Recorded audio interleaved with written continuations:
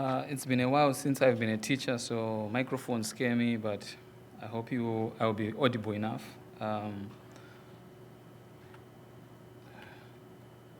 Okay, so my first slide is blank because I want to speak to the absences of my history, of my life. And I think in a way, Dambudzo Marechera says his best. He says that I've been an outsider in my own biography, in my country's history, in the world's terrifying possibilities. So that is what I'm going to be grappling with tonight. My talk is essentially about absences, about the imagination, about memory, and about invention. So one of my favorite Zimbabwean writers, another favorite Zimbabwean writer, Charles Mungoshi, once said that when I discovered that I wanted to be an inventor and was told that no Africans ever became inventors, I was so depressed, I concentrated on writing. Also, when I discovered that all I wanted to do was write, I found this conflicting with my teacher's expectations. And when I didn't do other subjects, there was a never-ending conflict in me.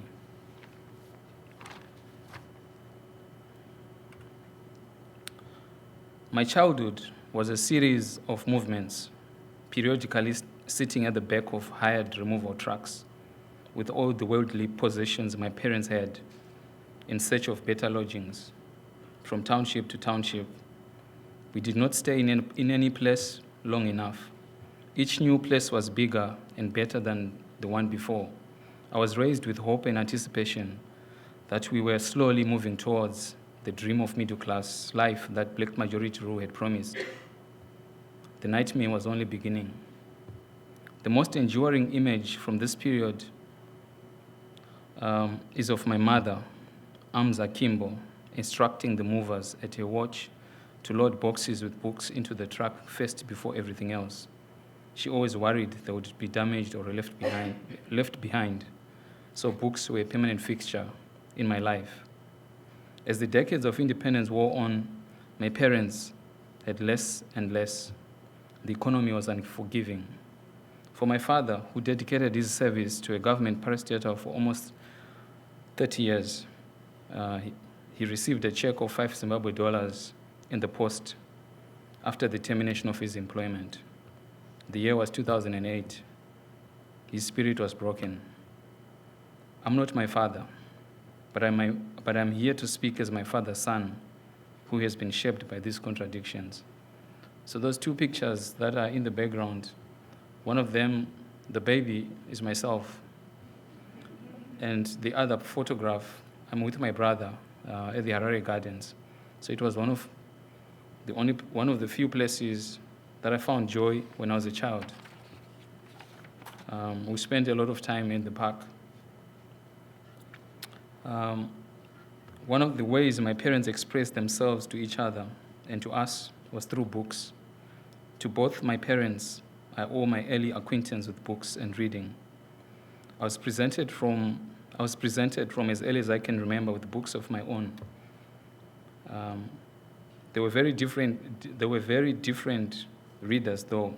My father's selection included mostly rapid results college modules on politics, economics, civic affairs, and local governance, which he read for his correspondence courses. But his number one love was the newspaper. There was always a daily paper in our house, which my father readily read judiciously back to back. He can make the best proofreader of anyone I know, and frankly, I owe the editor and myself to him. Whereas Mom's reading was all very imaginative, fictions of all kinds. There must have been novels from her girlhood in the house, books she protected and thought we, her children, should grow up with. For so long, our bookshelf had Okot P. Bitek, Chinua Achebe, Taban Loliong, Ama Ataidu, Charles Mungoshi, Sembeni Usman, and a lot of Shona novels. At first, I avoided these books like a plague. They looked old and boring. I wasn't interested in being lectured about tradition or the past. Yet regardless of my childish ignorance, I cannot remember a time I was not in love with them, with the books themselves, cover and binding, and the paper they were printed on, with their smell and their weight, with their possession in my arms, captured and carried off to myself. So I gravitated towards my mother's light reads, Danielle Steele, Sidney Sheldon, James Hadley Chase, all the Mills and Boone I could find, a mix of curiosity and brainwashing. However, by the time I finished primary school, I'd absorbed them so much. It was good apprenticeship for the child writer and me. I knew how formulaic and predictable stories could go. I started sketching my own versions of stories. And I think at this point I should tell you that I love writing letters. So whether snail letters or it's emails, I'm legendary for that. So I knew how formulaic these books and formulaic and predictable they were. So I started sketching my own versions of these stories. I even remember being in correspondence with the publisher at that age. He politely wrote back. His main worry was the marketing of the books. And if I remember, his main concern was that my books would be printed and nobody would buy them. But the radical shift, however, happened when my parents sent me to an out-of-way rural boarding school. I wore my oversized green blazer that was to last me all the 4 years I spent at this school. My parents took me, their poster child of aspiration and upward social mobility, to the pickup point where I met other fearful and teary 13-year-olds.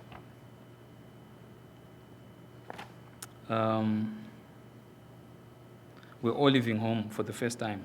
My 2 young siblings ran around with no cares in the world.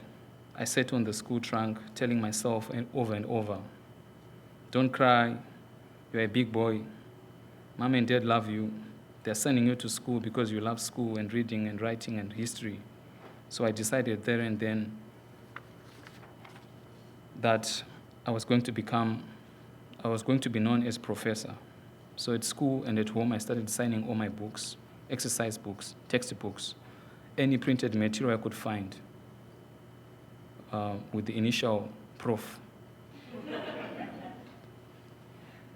The school turned out to be a blessing.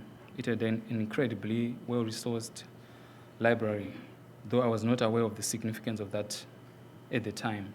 My mission was to read every book written by a black person I could find. In my spare time, I was to be found squatting behind colossal bookshelves reading. Reading, for me, was like initiation into a secret society. There was something wonderfully subversive about this new writing I was discovering. To discover in black and white that my life mattered was exhilarating. Okay.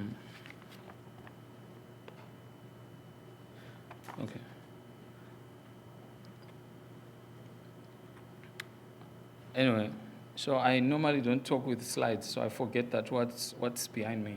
So this is the pink house is my grandmother's house. So even though I spent my childhood moving around, my grandparents from both sides had property. But my parents had to figure it out on their own. So that's where I come in.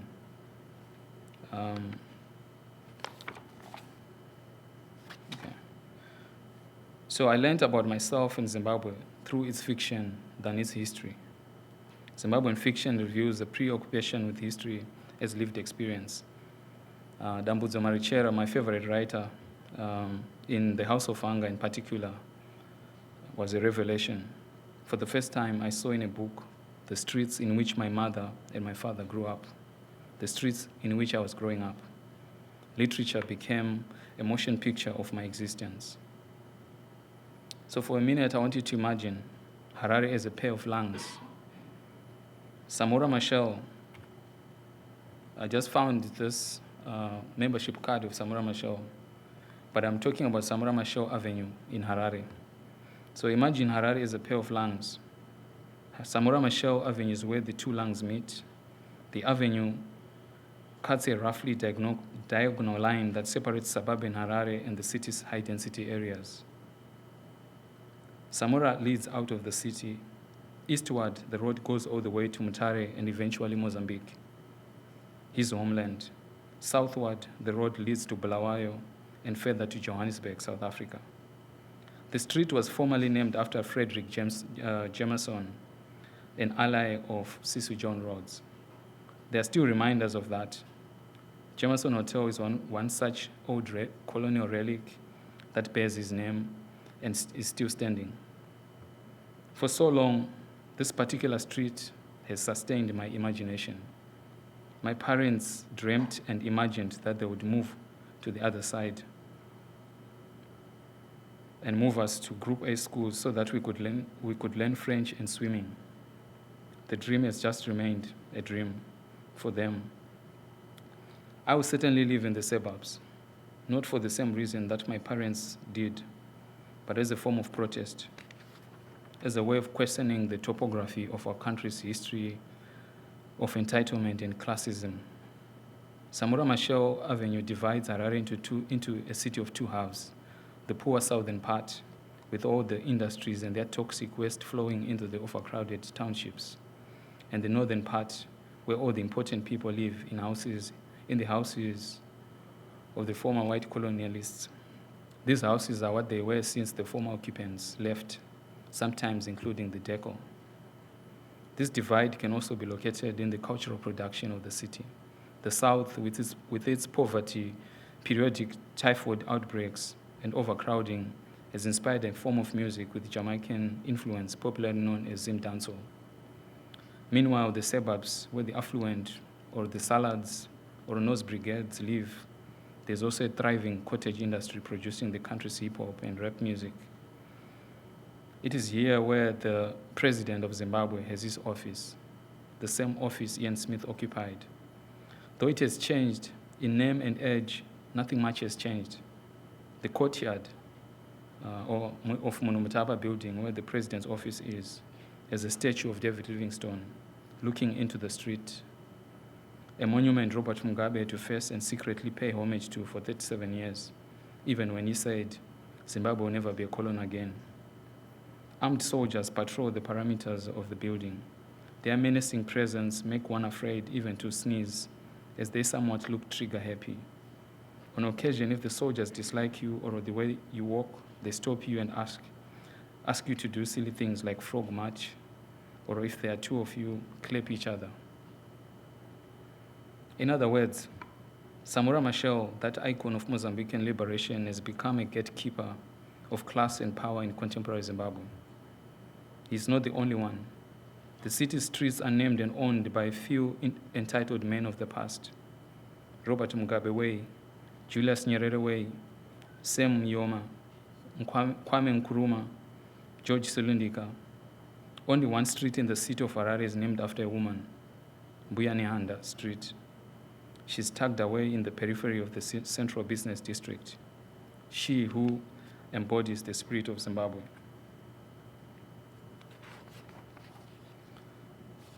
So Mbuyanihanda, her real name was Charwe Wata Nyakasikana. She was born in 1862 and was a medium to a revered female spirit of rain and land fertility. And the spirit was called Neanda. So she participated in the 1897 uprising against British colonialism, and together with the men to her left, Sekuru Kagui, they were hanged. So they have become symbols of rebellion in Zimbabwe. So she was executed in 1898 alongside Sekuru Kagui. In the 1950s, Nehanda became a symbol for African nationalism in Zimbabwe. Her story inspires the first writings in the Shona vernacular, and her image was recruited as a spiritual guide and nationalist symbol. But interestingly, this woman, who is iconized for a rebellion in the 1890s against the pioneer settlers, has a sketchy narrative.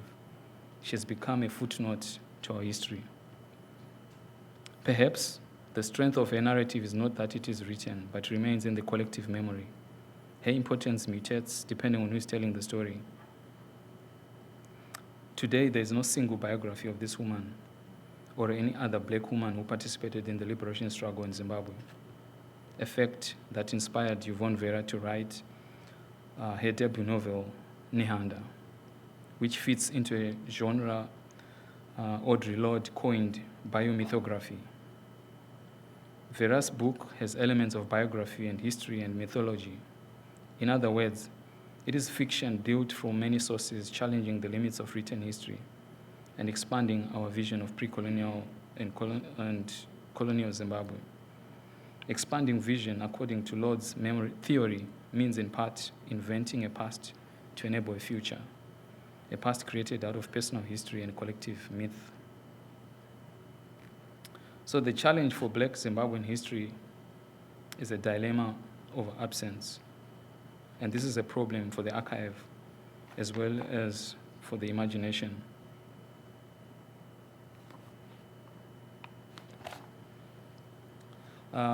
So the first vernacular writing in Zimbabwe in Ndebele and Shona was published in 1956. And the Reading Zimbabwe project that we're working on starts from there. So, but between 1956 and 1980, only 11 books of fiction were published in Zimbabwe. Well, not in Zimbabwe, but they were published by black Zimbabweans outside Zimbabwe. So while the rest of Africa was rapidly decolonizing, we were an annihilated people. It is as if we did not exist. If the black nationalists and intellectuals in Zimbabwe were not in prison, they were or exiled, they were dead, eternally silenced. So in 1965, Ian Smith announced the unilateral Declaration of Independence. So it was a break from the mother country, Britain. And that decision led to Rhodesia existing as a pariah state.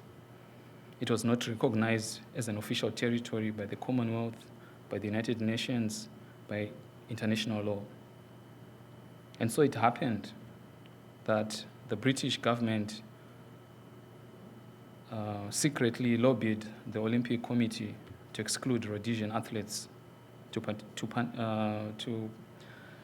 punish their rogue kith and kin to participate at the 1968 Olympics. So I wasn't very aware of this history until I started working on Reading Zimbabwe, when I found a book written about this interesting cast of black Zimbabwean athletes. So while Tommy Smith and John Carlos raised their fists in protest, behind the scenes, a generation of black Zimbabwean athletes never got a chance to compete at the international stage. The entire question of the sports boycott against Rhodesia has been almost totally ignored by historians. Histories of the Olympics have generally relegated the Rhodesian question to the margins. And when I say the Rhodesian question, I'm focusing mostly on the black population, because they were the most affected.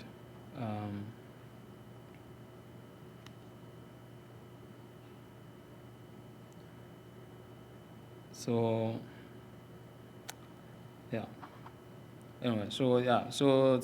these pictures, I found them from the archives. They were for the athletes were training to go to Mexico, and their stories will never be known, whether they would have gotten gold medals. So the print origins of black literature in Zimbabwe through the pioneering writers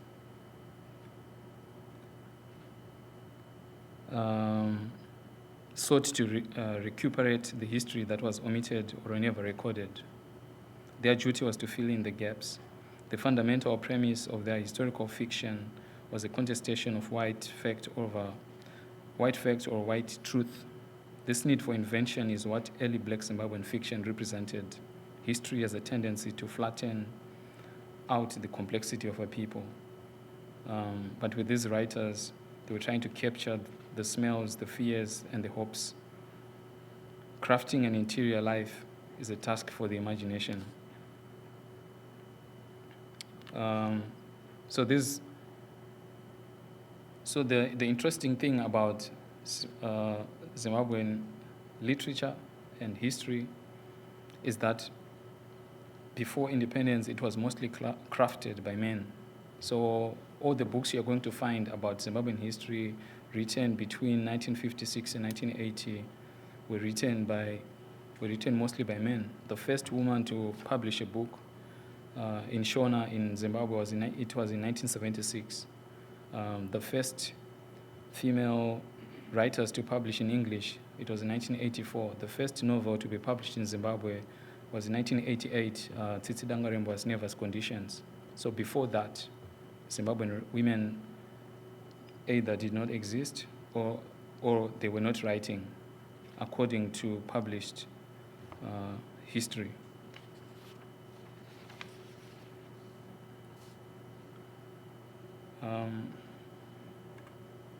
So the interesting thing about that, the literary production that was happening before independence in Zimbabwe, is that a government department called the Rhodesia Literature Bureau published 266 books. So approximately 188 of these books were in Shona, and about 78 or 80 were in Ndebele.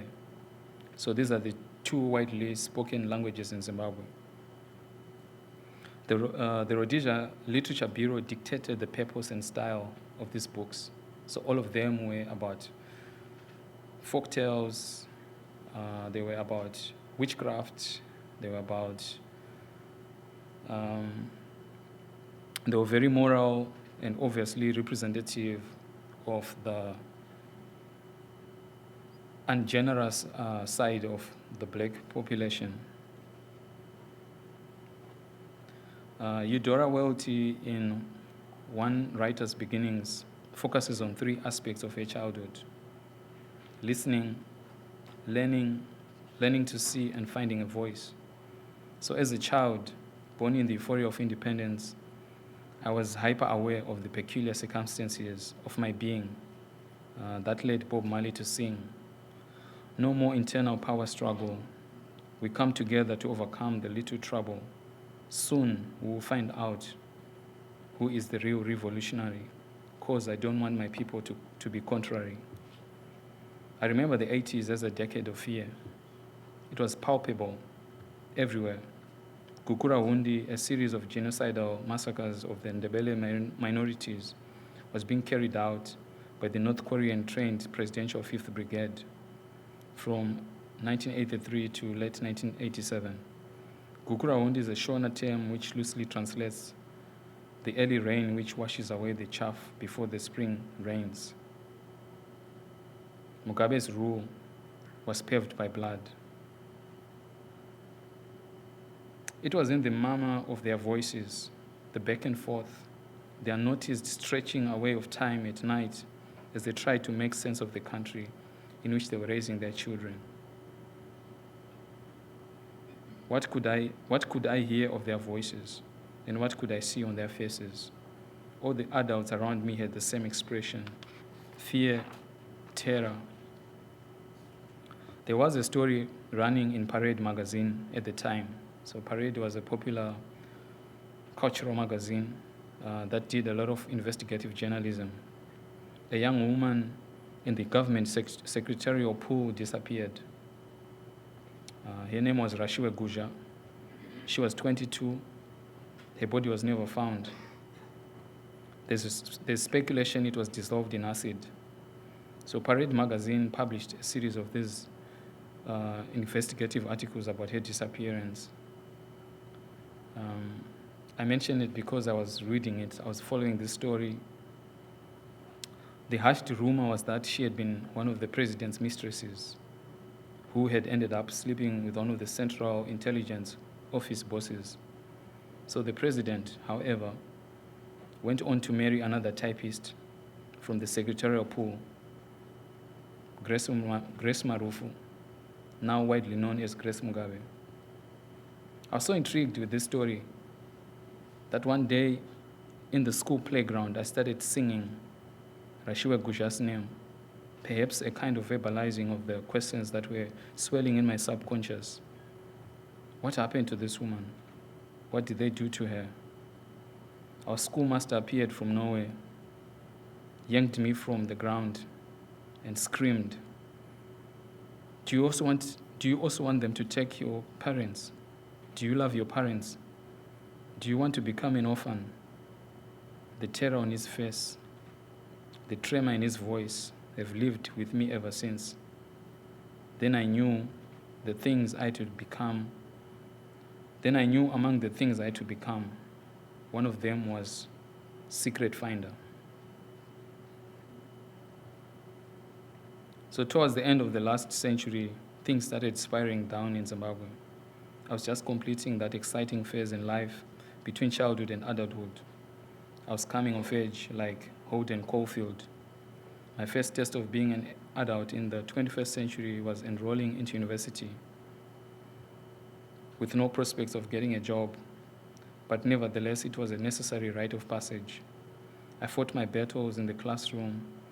I questioned the relevance of the curriculum, and the mediocrity of my lecturers inspired me to do some demolition work on the walls that were being erected to keep me from knowing myself or the possibilities inherent in my life as a born-free Zimbabwean.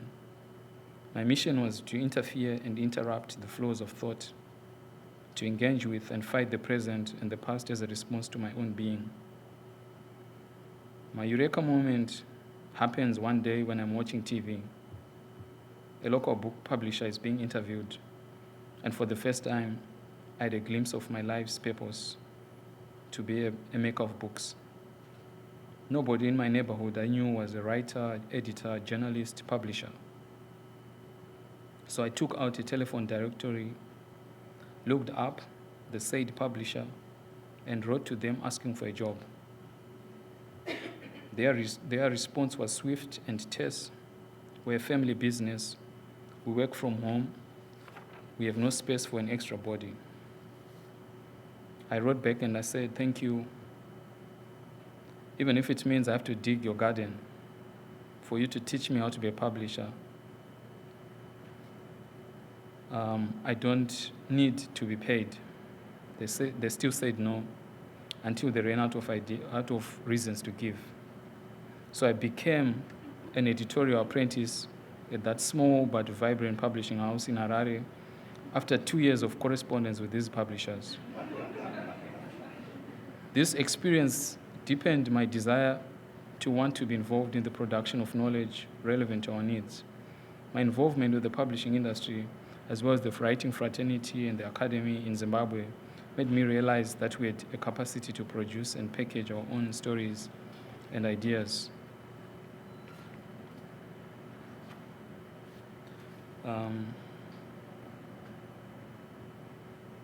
So three white couples, husband and wife, husband and wife, husband and wife, have dominated Zimbabwean publishing since 1980. And that is so much to do with the tenor of the writings, which are desperately reactionary and heavily prescribed. It seems the pressure for the writers is not to remember, but to get over it, because the prevailing publishing architecture enforces the act of forgetting. That drives them towards sameness in shaping the Zimbabwean experience to make it palatable. The writers are forced to be silent about many things, and they forget many other things. There is a careful selection of the instances they can record and a careful rendering of those that they can choose to write and describe. I first left Zimbabwe when I was 23. I'd started writing poetry and short stories, published in a few anthologies alongside my literary heroes, and starting to get involved to speak at regional conferences. It was liberating to know that the world was enormous and I could go anywhere in it. But I wish I could claim this paragraph but Dambudzo Marechera says it, and I think he was describing my own experience. But at the same time, I'd come to England with a very bookish knowledge. I arrived in England with a very bookish knowledge of the country. I knew the United Kingdom only through its authors, its poets, its playwrights. I was now actually on the soil where these writers had been studying, where these writers had lived and died, and the reality was so disappointing. England took away something from me which I'm still recovering, or may never recover. It turned out the question of who I was not yet resolved. I'd prematurely removed myself from the social forces which were still forming my identity. In that sojourn, I met other travelers who had coped. James Baldwin, Bob Marley, V.S. Naipaul, Percy B. Shelley, and these encounters renewed my faith. As Stuart Hall puts it, identity is never finished. It is a movable feast, formed and transformed continuously in relation to the ways we are represented or addressed in the cultural systems which surround us. And so I remain a work in progress. Thank you.